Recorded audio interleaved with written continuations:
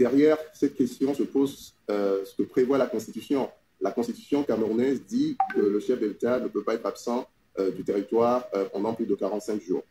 Or, quand on regarde l'agenda de Paul Biya ces dernières semaines, il a quitté le Cameroun début septembre, autour du 2 septembre. On l'a vu au sommet Chine-Afrique. On est mi-octobre, on est le 16 aujourd'hui. Demain, le 17, ça fera à peu près 45 jours qu'il n'était plus au Cameroun. Donc la question, c'est va-t-il rentrer aujourd'hui, demain ou après-demain? C'est là qu'on va savoir, en fait. Parce que derrière tout ça se pose la question de la succession. Parce qu'au-delà de 45 jours, on pourrait déclarer une vacance de pouvoir et ensuite mettre en place la machine constitutionnelle. Stéphane Balloncle, le Monsieur Afrique de France 24 n'est pas le seul à s'être trompé sur les dispositions de la Constitution française concernant la vacance de pouvoir.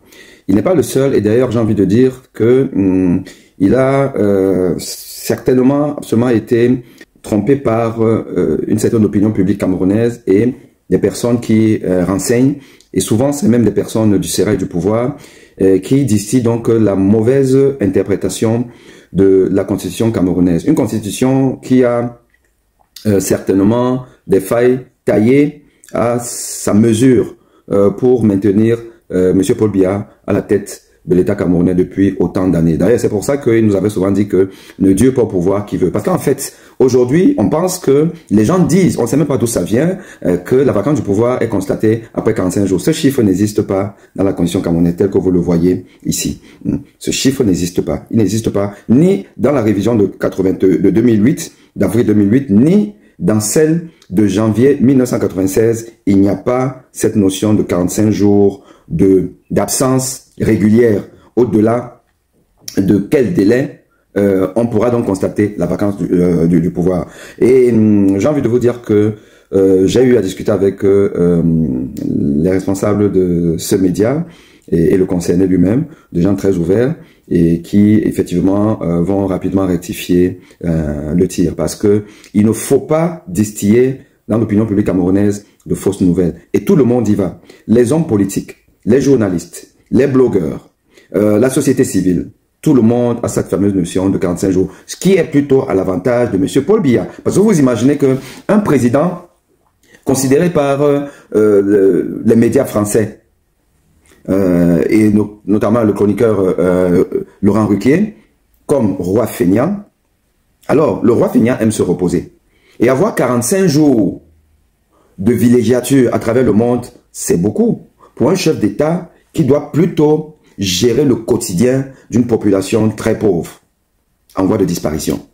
Et donc, on lui accorde 45 jours. Il n'a pas droit à un seul jour d'absence irrégulière, non justifiée, même pas un jour. Or, M. Paul Biya est habitué à ça. Et d'ailleurs, de temps en temps, il travaille un peu, il signe quelques documents des affaires intérieures à l'étranger, en Suisse, à l'hôtel intercontinental. C'est bien son ex-ministre et ex-secrétaire général président de la République qui nous l'a dit, quand vous écoutez là.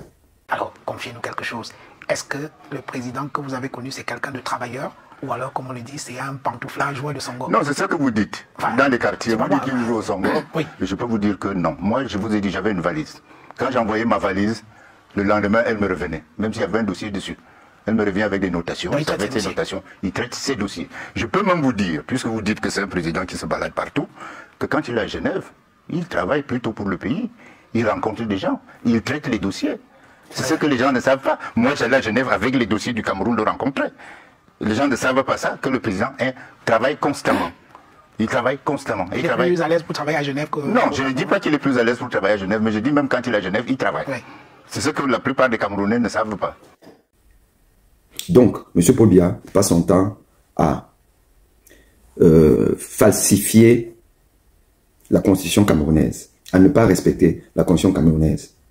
Et ça, c'est inadmissible pour un chef d'État. Car nous savons que nous, les pauvres citoyens, il suffit d'avoir juste un petit délit mineur, vous vous retrouvez en prison à Kondengui, à vie.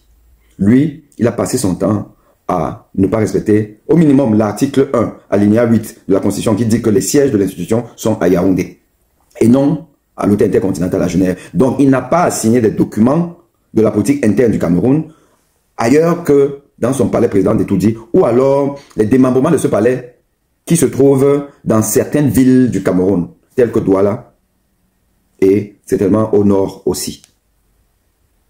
À très bientôt.